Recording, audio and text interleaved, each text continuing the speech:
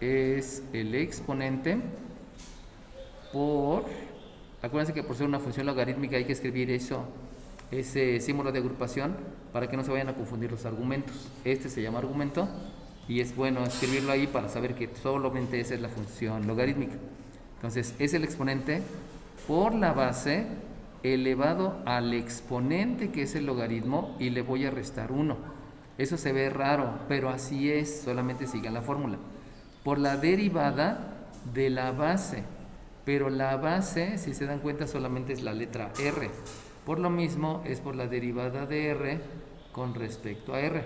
Traten de ubicarlo en la posición adecuada para que esto de veras parezca exponente y esta raya de fracción se vea como raya de fracción principal. Y no se vayan a confundir luego, ¿no? Y luego le tengo que sumar esta otra fórmula. Para sumarle esa otra fórmula, pues ya saben que solamente hay que seguir lo que me dice la fórmula y escribirlo tal cual menciona, ¿no? Entonces es la misma potencia, donde la misma potencia es R por el logaritmo elevado al logaritmo neperiano de R, disculpen, por el logaritmo neperiano de la base, pero en este caso la base es R, logaritmo neperiano de R, por la derivada del exponente, y el exponente ahora es un logaritmo. Y ustedes saben que, se los voy a escribir por acá, la derivada con respecto a la variable independiente de un logaritmo base b de un argumento es 1 entre la multiplicación del argumento por el logaritmo neperiano de la base del logaritmo por la derivada del argumento. Por lo tanto, aquí hay que escribir el resultado de esta fórmula. Y eso implica que lo que debes de escribir es 1 entre el argumento, y el argumento del exponente pues sabemos que es la R. Entonces es 1 entre R por el logaritmo neperiano de la base del logaritmo neperiano sabemos que es el número neper, multiplicado por la derivada del argumento. Y en ese momento me doy cuenta que el argumento del exponente es la letra R, por lo tanto es la derivada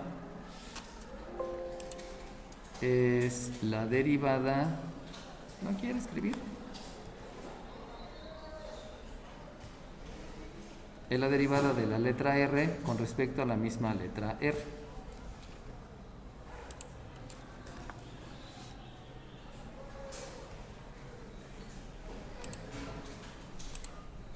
Todas las fórmulas que están ahí, pues ya saben que después de eso, pues lo que tengo que hacer es factorizar. ¿Me cuesta trabajo entender esa parte? Pues sí, porque hay que identificar diferentes pedacitos. Y la identificación de pedacitos solamente lo hago a través de estar jugando mucho rompecabezas, de estar jugando Timbiriche, de estar jugando, ahí no sé, tantos juegos que jugábamos de pequeños. Dime. De aquí me dijo su compañero, estoy de acuerdo que tienes que factorizar, pero acuérdate que aquí tienes una resta. Y como tienes una resta, eso te lleva a que debes de aplicar ley de los exponentes. Y la ley de los exponentes ya se los había explicado ayer. Si tú tienes una potencia dividida entre otra potencia, el resultado es otra potencia donde se resta el exponente del numerador menos el exponente del denominador. Eso quiere decir que lo que tengo aquí es una R a la logaritmo neperiano de R dividido entre una R a la 1. Esto que estoy escribiendo aquí es idéntico a lo que tengo aquí. Por lo tanto, puedo hacer esa consideración en el momento que voy a hacer el cálculo del máximo común divisor. Y por lo cual, entonces, empiezo a detectar cuáles son los factores comunes. Y el factor común, pues si se dan cuenta, el primero que veo luego, es este logaritmo neperiano de R y este logaritmo neperiano de R. Están en los dos términos. ¿Cómo sé que son dos términos? Pues porque la suma separa los términos. La suma y la resta separan los términos. Por lo tanto, la derivada con respecto a la variable independiente de la función que depende de la misma va a tener un máximo común divisor que es el logaritmo neperiano de R. Vamos a detectar si hay algún otro factor común. El otro factor común, si yo observo esta, habíamos dicho que el otro factor es R a la logaritmo neperiano de R. Y si se dan cuenta aquí también lo tienen. Por lo tanto ahí tengo otro factor común que obviamente es numerador. Entonces vamos escribiendo los numeradores. Esto sabemos que lo escribo entre paréntesis para que no se confundan los argumentos. Voy a tener otro factor que es R a la logaritmo neperiano de R. Oiga, maestro, ¿y eso qué es? Pues no sé, es la representación de un fenómeno físico, químico, biológico, etc. Cuando llegues al superior te van a decir qué es lo que se representa a través de una R a la logaritmo neperiano de R. dependiendo de donde te vayas, ¿no? Porque en electrónica es diferente que física, es diferente que en química, que en biología, que en veterinaria, que en medicina, etcétera, ¿no? Bueno, le sigo. Vamos a ver si hay otro factor común. Otro factor común. Fijándome otra vez en esta, yo me doy cuenta que la R está en el denominador. Y si ustedes se dan cuenta, aquí hay otra R en el denominador, en el siguiente término. Por lo tanto, también el factor común es una R en el denominador. Revisamos si hay más, y pues ya no hay más porque el siguiente es un 1. Saben que esa es la unidad. Entonces, este que está aquí, pues ni lo pelo, porque este que está aquí es DR en DR, que es la unidad, y este DR en DR es la unidad. Por lo tanto, ese ni al caso, ¿no? Ahora bien, ya que tengo el máximo común divisor, viene calcular el siguiente factor. Y el siguiente factor sabemos que es por la división. Pero la división va a implicar que ustedes dividan este término entre este máximo común divisor. Si lo veo por pedacitos, entre este me da 1. Entre este me da 1. A la menos 1, que saben que es el error a 1, entre este me da 1. Por lo tanto, el resultado de esa división es 1. No es que se cancelen. El resultado me da la unidad. Y luego lo que voy a dividir es todo este segundo término, comenzando por el signo. Y si lo divido pedacito, entre el máximo común divisor, es logaritmo neperiano entre logaritmo neperiano me da la unidad. R a la logaritmo de R entre R a la logaritmo de R me da la unidad. R con esta también me da la unidad. Entonces, si se dan cuenta, lo único que falta es el logaritmo neperiano de E. Pero ese logaritmo neperiano de E es 1. Y 1 entre 1 es 1. En otras palabras, me da más 1. Más, no quiere. Más 1. Y ya, se acabó. Y entonces me doy cuenta que todavía no he terminado, porque recordemos que siempre debemos de hacer todas las operaciones. Entonces lo único que vas a hacer es aplicar la respectiva ley de la suma y obviamente acomodar por términos. Y si lo acomodas por términos, entonces la derivada con respecto a la variable independiente de la función que depende de la misma debe de comenzar con un coeficiente, que sabemos que el coeficiente es 2. Luego debe de seguir la variable, si se dan cuenta solamente es R, por eso escribo aquí 1 entre R, esa solamente es la variable. Luego sigue la función exponencial, y la función exponencial es la base elevado al exponente. Y por último la función logarítmica, y la función logarítmica es logaritmo neperiano de R, porque la R es una variable. Y simplemente termino acomodando y ya se acabó. Como ya no hay más operaciones que hacer, todo está en orden, etcétera, etcétera, pues ya terminé la derivada. ¿Cómo es que voy a derivar esa? Pues si yo me doy cuenta, lo primero que tengo es un logaritmo. Entonces, a fuerza es la fórmula del logaritmo. Por lo tanto, me acuerdo que la derivada con respecto a la variable independiente de logaritmo base b de un argumento es 1 entre el argumento por el logaritmo neperiano de la base, multiplicado por la derivada con respecto a la variable independiente del argumento. Así le voy a comenzar.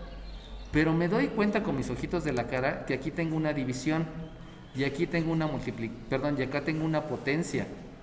Y entonces me acuerdo que entonces puedo aplicar propiedades de los logaritmos. Y las propiedades de los logaritmos menciona que el logaritmo de una división yo lo puedo escribir como el logaritmo del numerador menos el logaritmo del denominador. Pero también me doy cuenta que aquí hay una potencia. ¿Por qué hay una potencia? Pues porque la base es el número 20. Entonces recuerdo que el logaritmo de una potencia lo puedo escribir como el exponente por el logaritmo de la base. Y entonces viene la trampa. Aquí hay una resta. Y cuando no se aprenden bien las propiedades, dicen, es que la resta es una división. Y así se lo aprenden, porque he escuchado a muchos alumnos que se aprenden. La resta es una división, la suma es una multiplicación. Y entonces, pensando que el logaritmo de una resta es el logaritmo de una división, cometen una imprecisión horrible, porque nunca han existido los logaritmos de las restas. Existe el logaritmo de una división que te da por resultado el logaritmo del numerador menos el denominador. Pero está mal que se aprendan, la resta es una división, la multiplicación es una suma. Porque eso es muy frecuente, ¿no? Hasta lo van a escuchar en algunos videos que mencionan eso, ¿no? Una suma es una multiplicación, una resta es una división. Dime. Por lo tanto, Lo que yo aplico son propiedades. Acuérdense que una propiedad es escribir de otra manera. Generalmente le dicen leyes de los logaritmos, pero no es una ley, es una propiedad, porque lo puedo escribir de otra forma. Entonces, aplicando propiedades de los logaritmos, yo puedo escribir que la función que depende de la variable independiente es, al ser una división, dime. Entonces, por ser una división, voy a escribir el logaritmo del numerador menos el logaritmo del denominador. Pero el numerador es una potencia. Por ser una potencia voy a escribir el exponente por el logaritmo de la base. Eso implica entonces que lo primero que voy a escribir es la variable independiente elevado al cuadrado, que es el exponente, por el logaritmo base 3 de el 20. Ahora ya hay que entender algo, Esta es una función logarítmica, pero como el argumento es una constante, esto entonces se convierte en una constante. Y como es una constante, debería de estar escrito al principio. Pero acuérdense que todavía no estoy dando el resultado. Por eso está bien que lo escriba así. Pero vayan analizando lo que es cada uno de los elementos. No nada más escríbanlo por escribir. Ahora bien, es menos el logaritmo del denominador. Pero el logaritmo del denominador es una resta. Como es una resta, yo sé que no existe ninguna propiedad asociada a las restas. O sea, esto que les decía aquí, ¿no? Esto es un error en el cual están cayendo frecuentemente cuando no te aprendes adecuadamente los nombres y simplemente dices la resta es la suma. No, la resta es la división y la multiplicación es la suma, ¿no? Entonces va a ser, como ya les había mencionado, es menos, ahí, ya no quiere, menos el logaritmo base 3 del denominador, y el denominador completito es una resta, que es la variable independiente elevado a la cuarta menos el número Neper de la variable independiente elevado al cuadrado. Acuérdense que son cosas que vemos raro por la posición, pero simplemente así es porque es la interpretación de un fenómeno que todavía no conocemos. Cuando conozcamos el fenómeno, vamos a entender que algunos fenómenos se representan a través de algo así, a través de algo así, o a través de algo así, ¿no? Todo depende. Hay muchos fenómenos físicos, químicos, biológicos, económicos, sociales que todavía ni los conocemos, ¿no? Bueno, ya apliqué propiedades. Ahora sí, ya que apliqué propiedades, vamos a hacer la derivada. Y si yo voy a derivar, lo primero que debo detectar es que este es un minuendo, este es un sustraendo, y por lo tanto es la derivada del minuendo menos la del sustraendo. Pero el minuendo, habíamos dicho que esto es una constante. Y entonces me acuerdo que la derivada con respecto a la variable independiente de una constante por una función es la constante por la derivada de la función. Eso me lleva entonces a escribir que la derivada con respecto a la variable independiente de la función que depende de la misma variable es la constante, que es el logaritmo base 3 de 20 multiplicado por la derivada de la función. Pero esa función es una exponencial, y esa exponencial voy a utilizar la fórmula, la derivada con respecto a la variable independiente de una función elevado a un exponente, donde el resultado es el exponente por la base elevado al exponente menos 1 por la derivada de la base con respecto a la variable independiente. O sea, es el exponente por la base elevado al exponente menos 1, que es 1, por la derivada de la base con respecto a la variable independiente. Simplemente tengo que aplicar las fórmulas tal cual son, ¿no? Y luego, por ser una resta, pues sabemos que ahora es la derivada del sustraendo. Pero el sustraendo, me doy cuenta con mis ojitos de la cara, que es un logaritmo, y la derivada del logaritmo ya se les había escrito hace ratito acá. Entonces, yo debo de escribir 1 entre el argumento, donde el argumento es una resta, por el logaritmo neperiano de la base, que es el número 3, y todo eso lo tengo que multiplicar por la derivada de este argumento. Entonces voy a hacer un poquito de espacio porque necesito hacer la derivada de este argumento, que es una resta. Por lo tanto, la derivada de una resta va a ser la derivada del minuendo menos la del sustraendo. Pero el minuendo es una potencia, y esa derivada ya me la sé desde hace rato. Por lo tanto, esa primera derivada es el exponente por la base elevado al exponente menos 1 por la derivada de la base con respecto a la variable independiente, que sabemos que es la unidad, menos, aquí tengo un exponencial, y de ese exponencial ya también me sé la fórmula, se las voy a repetir. La derivada con respecto a la variable independiente de una constante elevada a una función es la misma constante por el logaritmo neperiano de la base por la derivada del exponente con respecto a la variable independiente. Por lo tanto, viendo esta, debo de escribir la misma potencia, o sea, el número neper elevado a la función, por el logaritmo neperiano de la base, que ya sabemos que eso me va a dar la unidad, por la derivada del exponente. Pero el exponente es otra potencia, y es otra potencia de esta forma. Por lo tanto, lo que hay que escribir es el exponente por la base elevado al exponente menos 1, que me va a dar 1, por la derivada de la variable con respecto a la variable independiente. Y ya con eso terminé la derivada.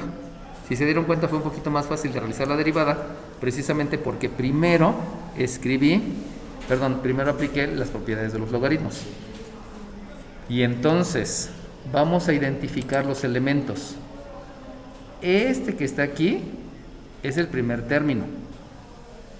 Pero si ustedes observan, aquí hay una multiplicación. Por lo tanto, por la propiedad distributiva, aquí tengo otro término y aquí tengo otro término. O sea, este factor va a multiplicar al primer elemento, que se llama minuendo, y este factor va a multiplicar al segundo elemento, que se llama sustraendo. Por lo tanto, en realidad tengo 3 términos. Y de esos 3 términos necesito comenzar con la factorización. Y ya saben que la factorización siempre es con máximo común divisor. Entonces vamos a factorizar con máximo común divisor y vamos a empezar a detectar a los factores comunes, que ese es lo primero del máximo común divisor. Si ustedes se dan cuenta, aquí tengo logaritmo base 3 de 20, pero en toda esta no está el logaritmo base 3 de 20. Ese no puede ser factor común. Luego aquí tengo un 2, y aquí tengo un 4, y aquí tengo un 2. Quiere decir que el máximo común divisor sí es el número más grande que divide a los 3, y el número más grande que divide a estos 3 es el número 2. Por lo tanto, ya localicé el máximo común divisor, donde es la derivada, va a tener un máximo común divisor que es un 2 en el numerador. Acuérdense, es el número más grande que divide a todos. Vamos a localizar otro factor común si es que hay, y el otro factor es la variable. Vamos a ver si está la variable. Si se dan cuenta, aquí está la variable, y si se dan cuenta, aquí está la variable. Por lo tanto, el máximo común divisor también va a ser esa, pero recuerden que aquí no es el número que divide a todos, sino es la base con el exponente más pequeño. Y el exponente más pequeño del 1, del 3 y del 1, pues obviamente es el 1. Por lo cual el máximo común divisor es la variable independiente elevado a la 1. Acuérdense que son 3 términos, para que no lo vayan a perder de vista. Y ahora sí, vamos a hacer la multiplicación, o sea, voy a calcular el otro factor. Para calcular el otro factor, acuérdense que todo se basa en la división. Por lo cual, si van a dividir este primer término entre el máximo común divisor, pues es dividir este 2 entre este 2, que me da 1. Y esta phi entre esta phi me da 1. Por lo tanto, lo único que falta es este. Y ese que está ahí es logaritmo base 3 de 20. Acordémonos, solamente para que les quede claro, que este entre este me da la unidad, que este entre este me da la unidad, que este entre este me da la unidad, y logaritmo neperiano de E también es la unidad. Solamente para que no queden esas dudas, ¿no? Inclusive hasta vamos a ponerlo con rosita para identificar que es otra situación diferente a lo que antes había marcado como máximo común divisor. Eso es la unidad, esto es la unidad, esto es la unidad y esto también es la unidad. Bueno, seguimos. Vamos a hacer la división del siguiente término. El siguiente término, les había dicho que por propiedad distributiva es la multiplicación de este por este. Ese es el otro término. Y hay que dividirlo entre el máximo común divisor. Si divide el elemento entre elemento, este 4 entre este 2, comenzando con signo, este menos entre este más, pues voy a comenzar con un signo negativo. Luego me voy con el número. Este 4 entre este 2 me va a dar un 2, checando los coeficientes. Luego me voy con la variable y viendo la variable, resulta que la variable es esta phi cúbica entre esta phi, y por leyes de los exponentes, pues sabemos que me da phi cuadrada. Recordemos que eso viene en el concepto de máximo común divisor. Leyes de los exponentes vienen en ese concepto. Y luego, pues ya no puedo dividir más cosas. O sea, ya dividí el 4 entre el 2 y la phi cúbica entre la phi. Por lo cual, esto que está aquí debe de dejarse tal cual. O sea, aquí debo de escribir un 1 entre phi cuarta. Es más, vamos a escribirlo para que no ocupe tanto espacio, porque a mí me hace falta espacio. Vamos a subirlo tantito para que quede en el numerador. Y puedo escribir en el denominador. Puedo escribir en el denominador al phi cuarta menos el número Neper elevado a la phi cuadrada multiplicado por el logaritmo neperiano de 3. Ok, entonces ya calculé el segundo factor. Acuérdense que todo proviene de lo que es el concepto de máximo común divisor, y que obviamente estoy haciendo una división para calcular el factor. Vamos a hacer un ladito esto para que me dé más espacio. Y entonces ahora vamos a dividir el siguiente término. Pero acuérdense que por propiedad distributiva este multiplicó a este, que fue el término que ya revisé, y falta multiplicar este por este. Por lo tanto, este término lo voy a dividir entre el máximo común divisor. Si comienzo con signos, este menos por este menos me da un más, y más entre más sigue siendo más, por lo cual aquí debo de escribir una suma. Y luego vamos a hacer la división de los que se pueden. O sea, este 2 entre este 2 me da la unidad. Esta phi entre esta phi me da la unidad.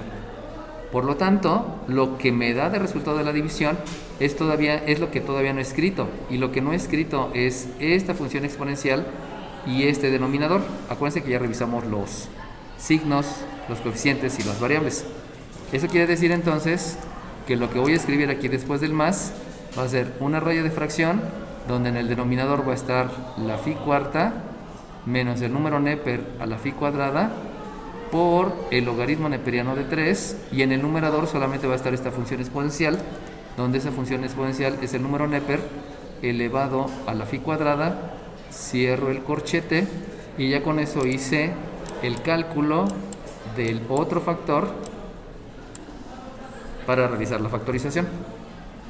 Y de ahí, eso que está ahí se ve fatal, ya lo sé, pero necesitamos expresar el resultado.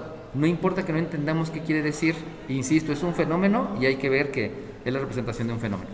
Por lo tanto, lo que hago, me doy cuenta que aquí hay un minuendo, un sustraendo y un sumando. Por lo tanto, puedo hacer esa operación.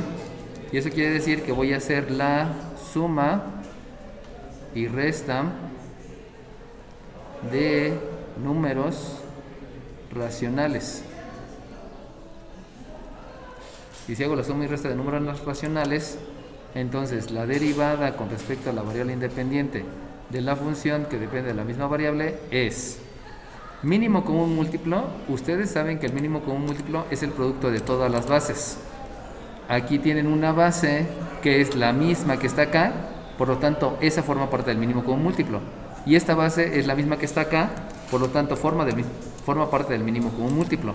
Pero como ese mínimo común múltiplo va a dividir a todo, pues de una vez lo escribimos desde el principio. Primero va el coeficiente, luego va la variable y luego va un logaritmo. Pero como es el logaritmo de una constante, eso quiere decir que debe de estar con el 2.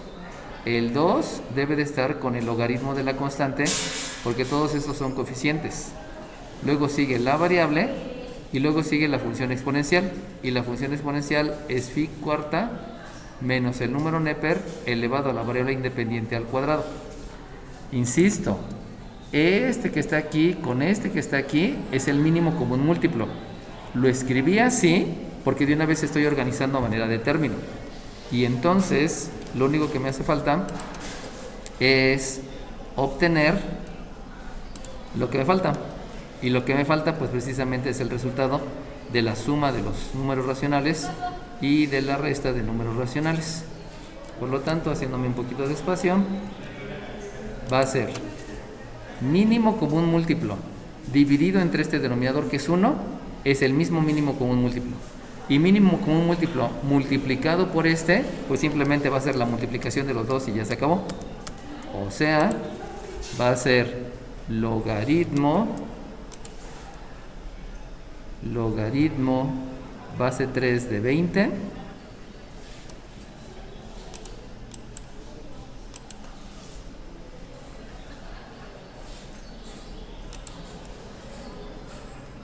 multiplicado por el logaritmo neperiano de 3, los estoy escribiendo como factor para que no se confundan los argumentos, por la phi cuarta menos el número neper elevado a la phi cuadrada.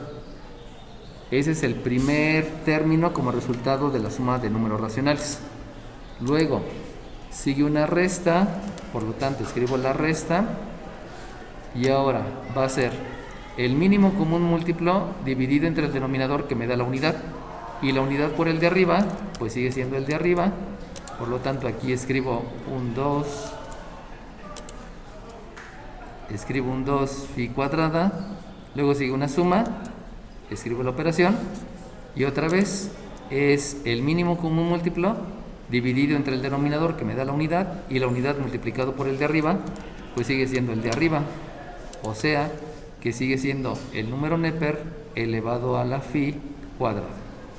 Y entonces aparentemente ahí ya terminé. Ahora bien, vamos a revisar. Tengo los coeficientes, tengo las variables, tengo las funciones exponenciales, eso está bien. Esta que está aquí es otra función exponencial que debe de estar acomodada adecuadamente. Si se dan cuenta, tengo minuendo, sustrayendo y tengo un sumando. Pero de ahí, pues estoy comenzando con la más complicada y luego me voy con las más sencillas. En otras palabras, esta está bien acomodada porque comienzo con coeficientes y luego voy con función exponencial. Esta también está bien acomodada porque tengo signo, coeficiente y función exponencial. Y aquí tengo signo y función exponencial. Conclusión, eso que está ahí escrito ya es el resultado porque cumple con todo lo que he estado pidiendo en los estándares de calidad. Y de ahí, vuelvo a repetir, ¿no? El resultado se ve horrible porque jamás en mi vida he visto eso. Pero esa es una interpretación de un fenómeno que en algún momento lo vamos a identificar dentro de lo que es la ciencia, ¿no?